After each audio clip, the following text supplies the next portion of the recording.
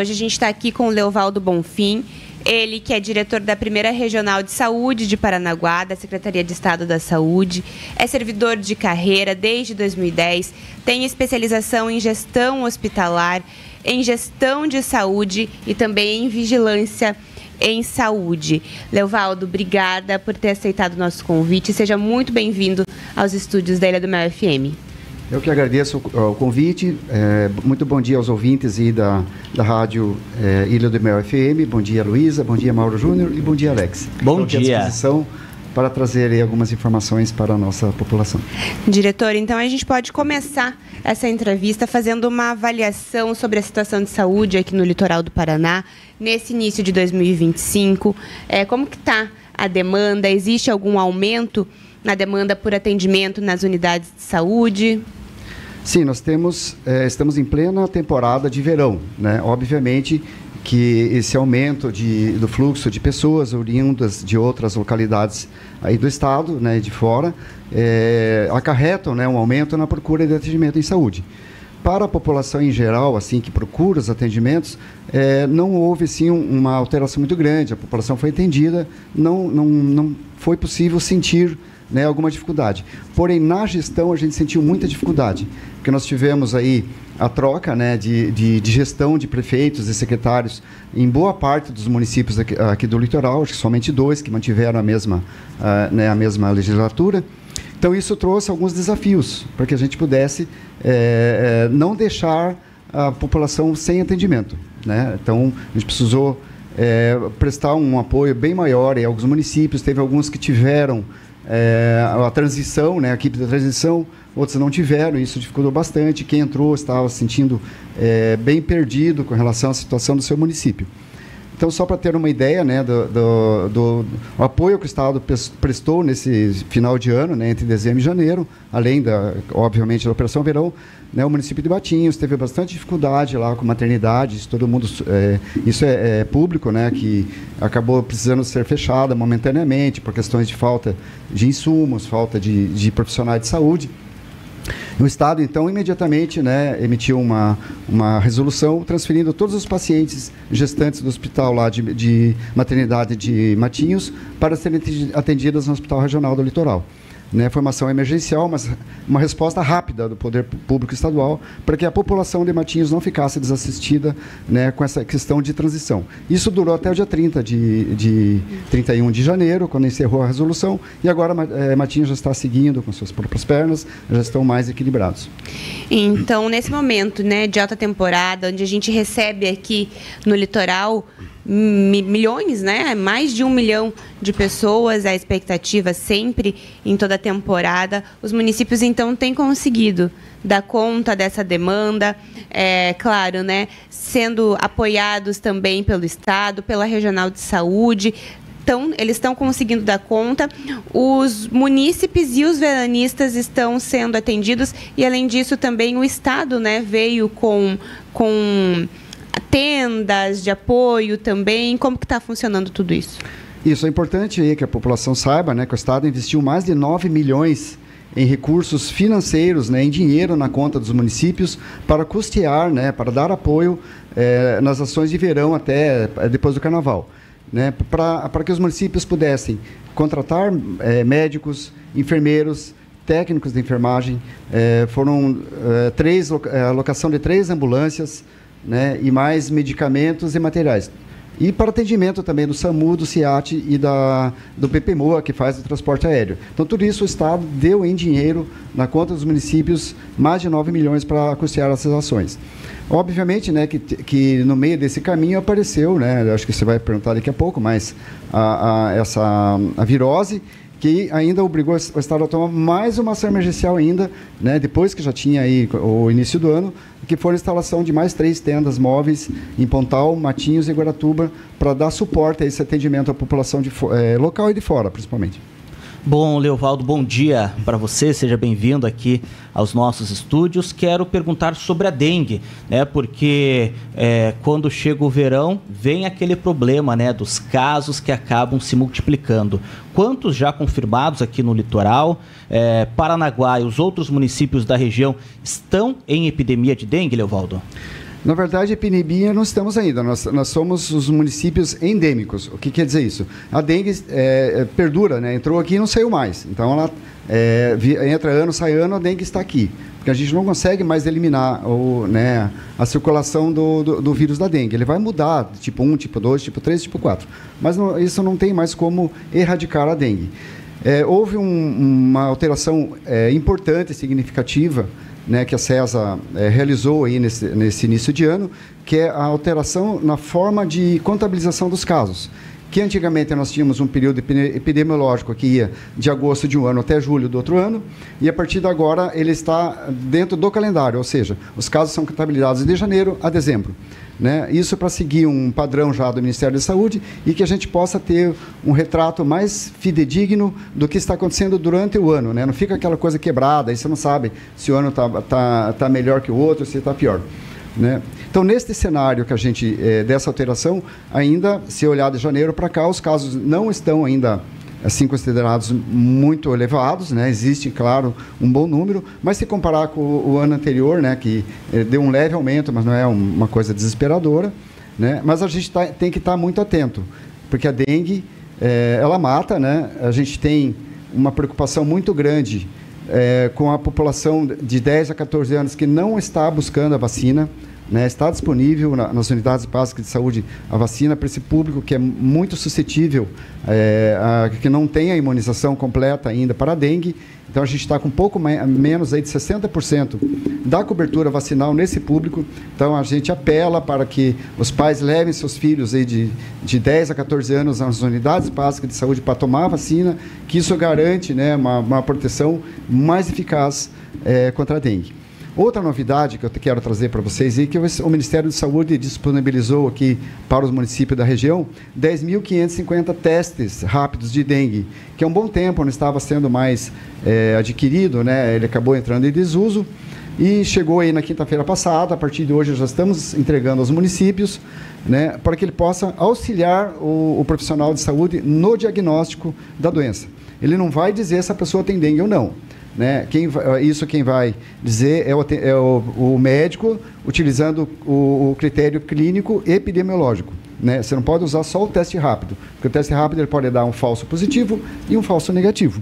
Né? Então, a pessoa tem que estar com os sintomas, aí o médico, para confirmar, ele vai fazer o teste rápido. Esse teste rápido ele vai substituir, na verdade, o tempo de espera de uma análise de laboratório, que ele iria coletar o sangue, mandar para o laboratório analisar. Esse tempo é que vai ser economizado e o profissional já pode, em tempo oportuno, entrar com a medicação e com a hidratação oral no tratamento desse paciente. E, Leovaldo, a população aqui do litoral está fazendo a sua parte no combate à dengue?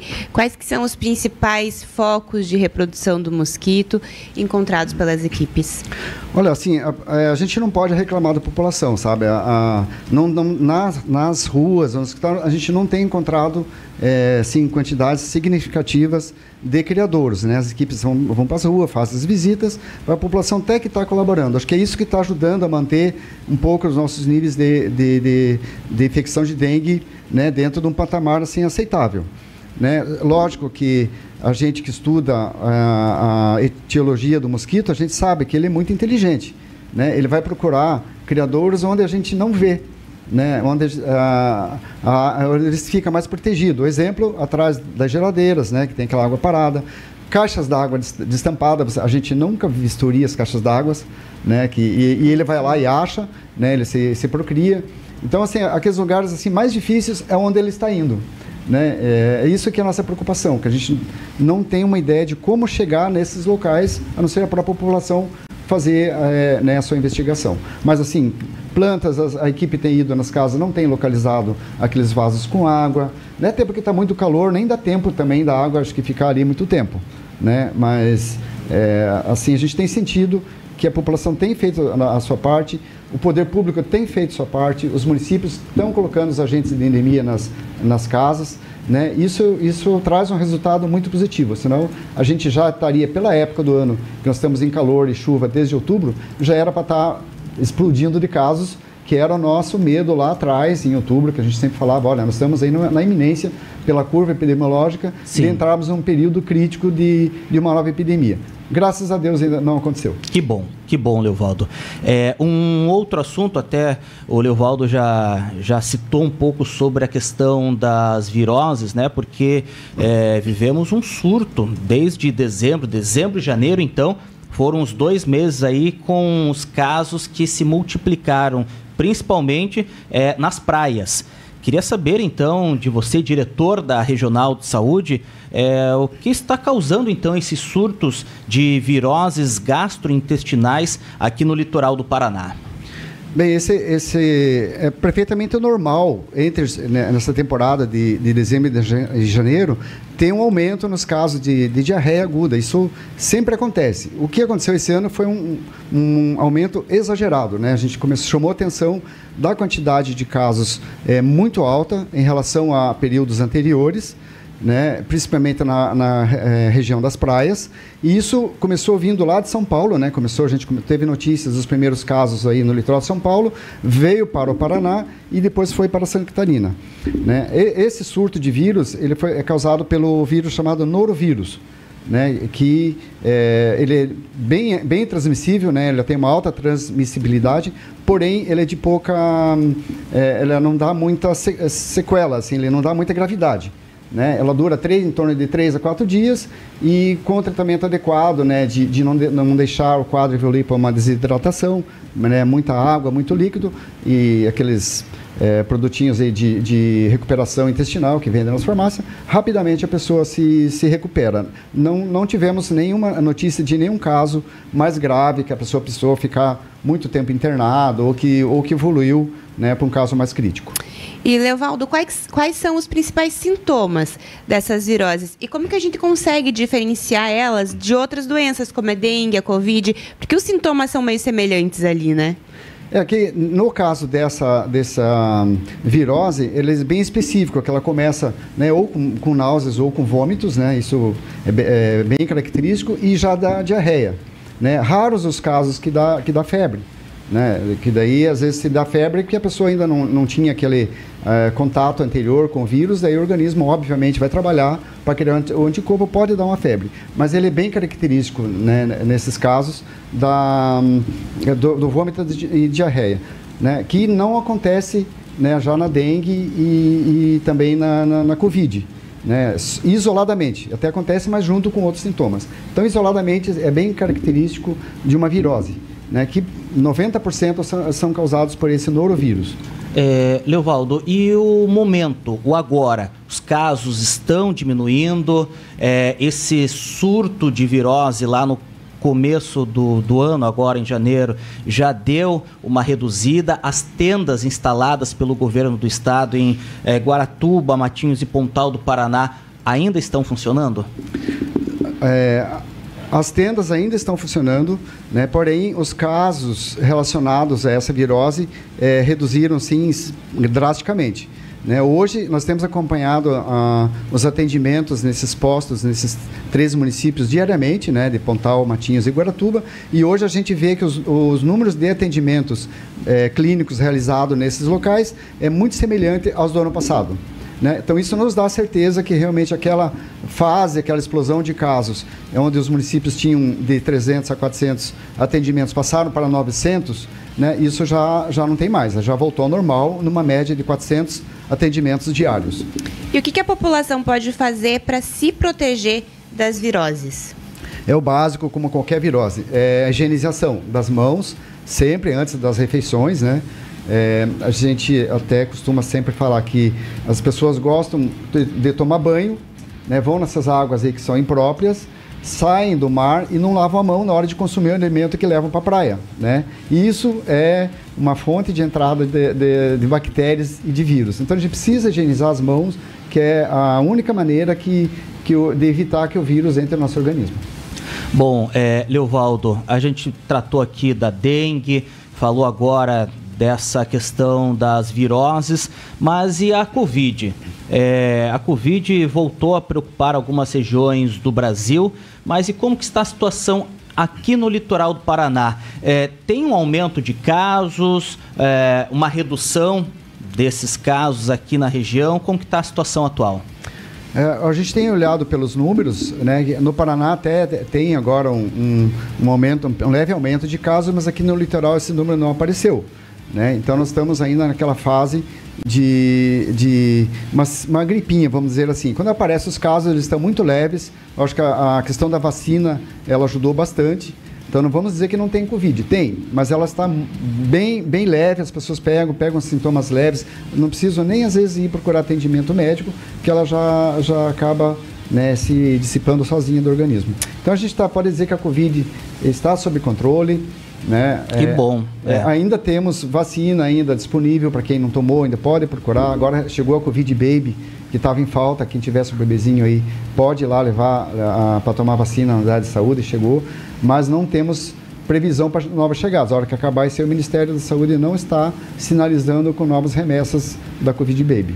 Tá. Que bom, né? Depois de passarmos aí por uma pandemia e, enfim, e agora com a vinda da vacina e os casos que de fato estão diminuindo aqui na nossa região, é sim uma boa notícia, mas a população deve continuar fazendo a sua parte e se prevenindo sempre que necessário. E como que está a cobertura vacinal aqui no litoral com relação à Covid? As pessoas estão se vacinando, se vacinaram, as doses de reforço, né, elas estão tomando? A cobertura vacinal como um todo no litoral melhorou. Nós tínhamos a região do litoral aqui, era o patinho feio do estado em questões de cobertura vacinal. Sempre era o último colocado. Nossas coberturas eram péssimas naquelas vacinas obrigatórias infantis. Né? Nós temos feito um trabalho com os municípios, e a questão já de mais um ano, e graças a Deus essa cobertura assim, deu um salto significativo. Hoje a maioria dos municípios estão entre 90% e 100% de cobertura. Né? Então essa foi uma fase muito positiva de que nós elevamos a nossa cobertura vacinal.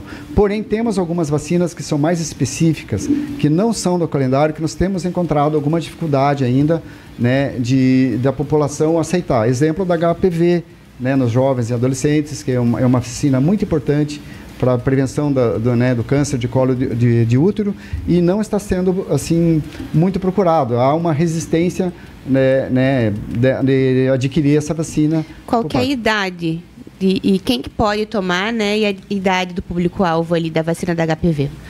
São adolescentes e jovens a partir de 10 anos de idade já podem tomar, né, essa vacina, e adultos que nunca tomaram podem tomar também. Né? Mas é uma vacina importante, prevenível, que não está sendo procurado. Outra da febre amarela, a gente tem notado que não está tendo uma procura, e a gente já começou numa preocupação que temos casos em São Paulo, já no litoral de São Paulo, né, de febre amarela.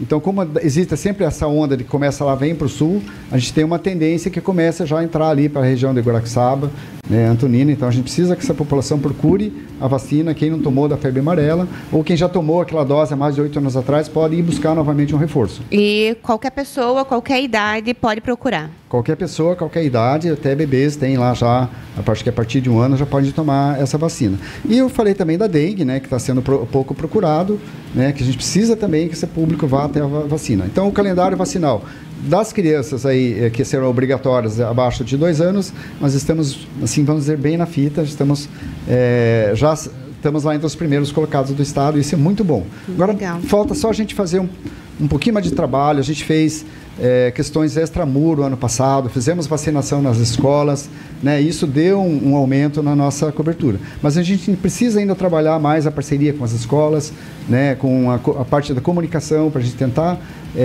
que a população entenda que a vacina ela não prejudica, ela salva vidas. Então, tá bom. E, Leovaldo, na semana passada, na sexta-feira, a gente conversou sobre aquela reportagem que fizemos a respeito do índice composto que foi divulgado pelo Ministério da Saúde no final de 2024 e que aponta Paranaguá como a 4ª cidade do Brasil entre os municípios com mais de 100 mil habitantes, com o maior índice composto de casos de HIV e AIDS. É um índice, né, um número que a gente já está acostumado aqui em Paranaguá, a gente sempre está ali, né, entre os maiores, as cidades com maiores números de casos, mas a gente deu um salto de 2021 para cá.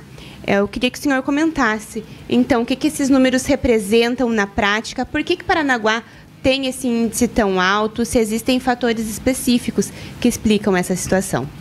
Esse índice que foi divulgado pelo Ministério da Saúde, ele é importante porque ele tem uma somatória de fatores, né, que acabam contribuindo para esse número.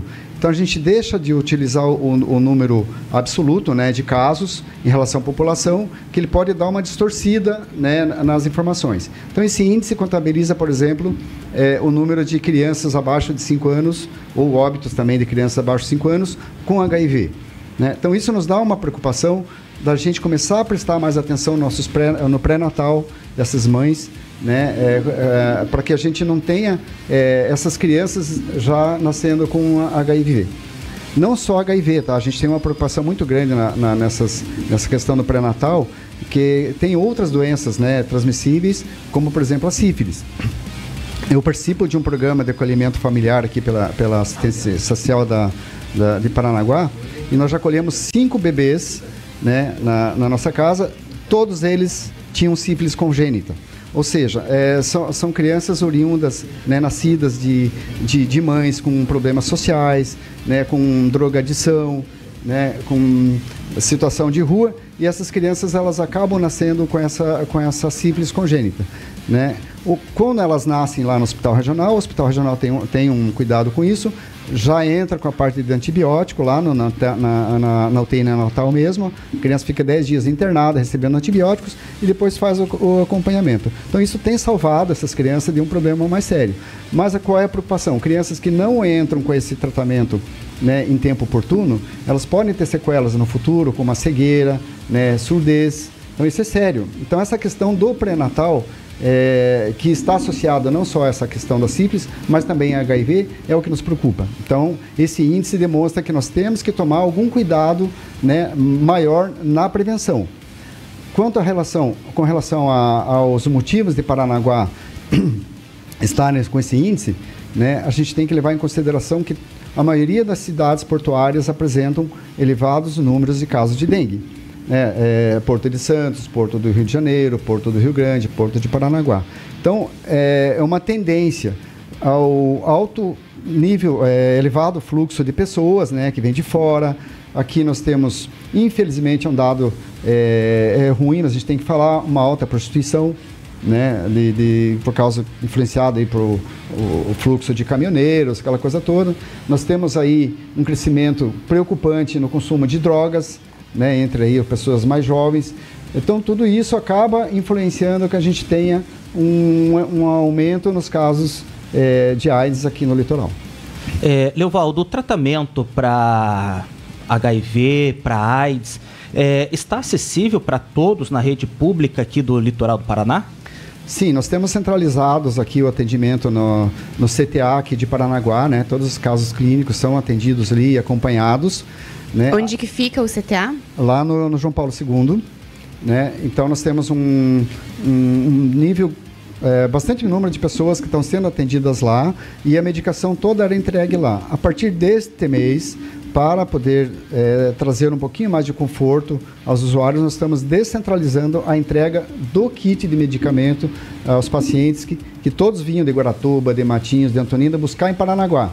Agora nós estamos deixando que o próprio município, que ele pegue no seu próprio município, só vai continuar o acompanhamento aqui em Paranaguá. Leovaldo, uma dúvida. Esses casos, né, que são contabilizados em Paranaguá e que colocam Paranaguá estão acima nesse índice, eles também incluem os casos de pessoas de fora da cidade, de outras cidades do litoral, que fazem o tratamento aqui, o acompanhamento aqui, e por isso pode, né, apontar Paranaguá com esse aumento, ou não? É só os moradores de Paranaguá mesmo? Não, o índice é considerado de acordo com a residência, né, o município de residência da pessoa. Né? Então, claro que existe a população flutuante, que pode estar vindo e pode estar, né, com a doença, mas ele é contabilizado apenas no município de residência. Todos aqueles casos que estão contabilizados para Guaratuba são de Guaratuba, de Paranaguá são de Paranaguá. Então não tem essa distorção, né, do público flutuante na contabilização do índice. Leovaldo, o que o senhor acredita que precisa ser feito para mudar esse cenário e reduzir a incidência de novos casos de HIV, de AIDS aqui em Paranaguá? Eu acho que nós, como poder público, temos que dar assim, uma atenção maior. Assim como a gente teve casos de baixa cobertura vacinal, a gente teve uma atuação mais firme. Assim como nós estamos tendo uma atuação firme na dengue, nós tivemos uma atuação mais firme na tuberculose, que era um caso também que estava em crescente, agora a gente conseguiu, né, estabilizar, a gente está fazendo a busca ativa de casos, de tratamento dos contactantes, e isso deu uma estabilizada. Acho que a gente precisa ter esse trabalho um pouquinho mais aprofundado, né, com relação a HIV, para a gente entender aonde que está o gargalo, qual é o principal causador dessa disseminação do vírus aqui no litoral. Leovaldo, a gente conseguiu abordar aqui vários dos assuntos e assuntos importantes para a população que está aqui no litoral do Paraná. Obrigado pela entrevista, obrigado por aceitar o nosso convite e abordar então a questão da saúde do litoral do Paraná. A Regional de Saúde fica aqui na Avenida Gabriel de Lara, sempre aberta para a população, para buscar informações também, e deixo o espaço aberto para que você possa então falar diretamente com a população litorânea sobre esses desafios e os cuidados, né, com a saúde agora nesse início de 2025. Eu, na verdade, quero trazer para a população que o governo do estado do Paraná e nosso secretário Beto Preto tem um olhar bem diferenciado para o nosso litoral. Estão vindo assim muitos investimentos. O ano passado foram entregues a todos os municípios, né, em torno aí de 4 a 5 milhões de reais para investimento em aquisição de transporte sanitário, né, ônibus, micro-ônibus, vans, veículo utilitário e obras, né? Tudo isso para que a gente possa dar uma melhorada na nossa atenção básica.